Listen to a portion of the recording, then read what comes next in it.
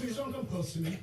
Sir, I'm asking you to stop recording me. Please don't come close to me. Please take your phone off. Please don't come close to And me. I'm taking pictures of calling the cops. Please call the cops.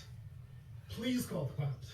I'm going to tell them there's an African American man threatening my life. Please tell them whatever you like.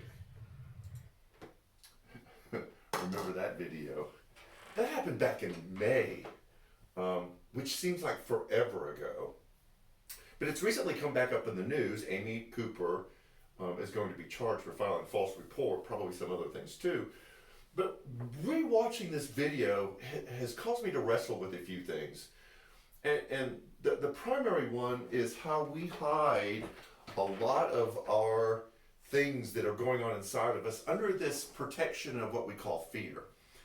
And that is, if I can express my prejudices, my preconceived beliefs, the darker side of the beliefs that I hold under this thing called fear, then it allows me to justify them.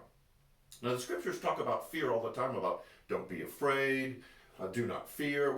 We know that that's one of the number one commands in scriptures, but we allow ourselves to feel fear because it allows us to justify things that we know we shouldn't feel or hold against other people. When you look at this video, she never said that she was prejudiced. She never said that she hated him.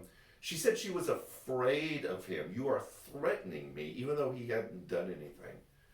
And I'm thinking about our current political climate and how we're voicing our disagreement with other people under this protective umbrella of fear.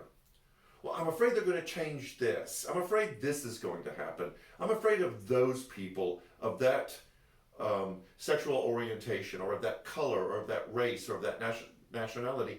And what it allows us to do, like Amy, is to hide prejudices and hatred and ways that we view other people under what we feel like is the protection of fear. When you look at the scriptures, especially the teachings of Jesus, he never says, don't hate, because we know that that's not right. But what he does say is, don't be afraid, do not fear, because we tend to hide those feelings that we know that we shouldn't have under the protection of, well, I'm just afraid, I'm just anxious, I'm just nervous. And we know that we're not supposed to be afraid because that we believe we have a God who is overall and in charge of everything. But when we look at the world around us, we realize that things happen that are outside of our control. So I believe that this command to not be afraid is bigger than just, well, God's got it.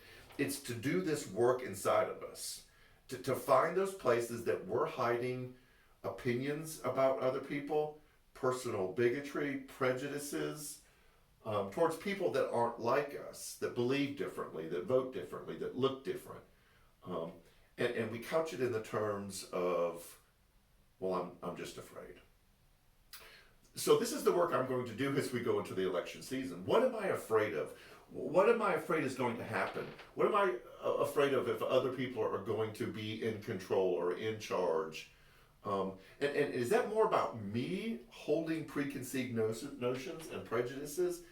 Is there a work that God needs to do inside of me? So this is my challenge as we head into the next couple of weeks before the election. What are we afraid of? And what is that fear hiding? Are there things that we're allowing to exist inside of us that we know don't need to be there because we're couching them under the term of, well, I'm just afraid? If we really believe and actively are living our life toward this God that is taught about in Scripture and that we've experienced, then we should be able to do the work of addressing this fear inside of us. So, what are you afraid of? And what are you willing to do to begin to see what is underneath what you're calling fear? This is the work that I'm going to do over the next couple of weeks, and I want to challenge you to do the same thing. So, the weekend is upon us. Sunday, we're back in person again. We keep seeing more and more people, which is exciting. So join us Sunday as we hit our third Sunday of our Now What series. And before then, don't be afraid. So we'll see you Sunday.